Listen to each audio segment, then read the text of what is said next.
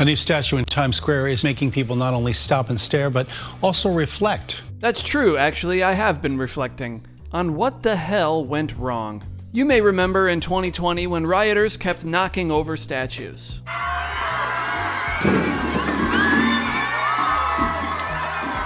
While they may claim to have been knocking down the offensive ones, even Viking explorer Thorfinn found himself toppled over. What did Thorfinn do wrong?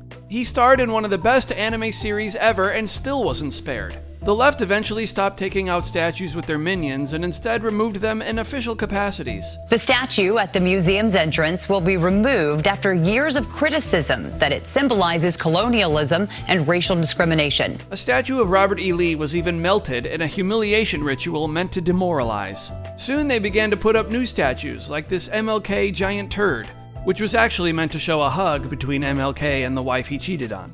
Then we got several statues of the patron saint of fentanyl, George Floyd. As if we weren't in clown world hell already, Afro-comb statues were trotted out. It's called All Power to the People.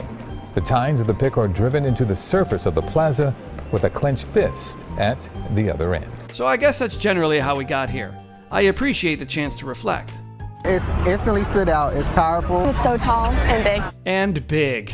Look at that face. She knows what she was saying. The piece is part of a series called Grounded in the Stars, which Gene Cooney, director of Times Square Art, says confronts preconceived notions of identity and representation. That's a bunch of words to say it's woke garbage. Me being a plus-size black woman, I kind of looking at it was just like, oh, I wonder what me as a small child would have thought looking at something like that. Representation. It's a plus-size woman. I'm a plus-size man. I'm African-American. It's the African-American woman statue. Coming from a person of color background as well, it's really nice. It's a DEI statue.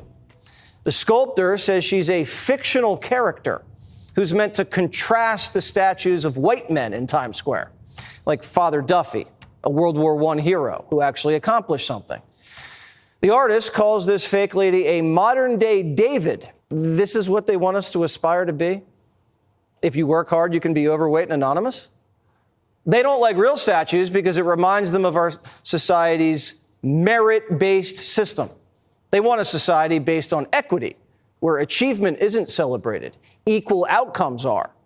So they celebrate mediocrity instead of triumph. Our nation has hundreds of statues honoring Black Americans, as we should. Harriet Tubman, Duke Ellington, Jackie Robinson, Rosa Parks. We could go on and on and on. But they've built a statue in Times Square.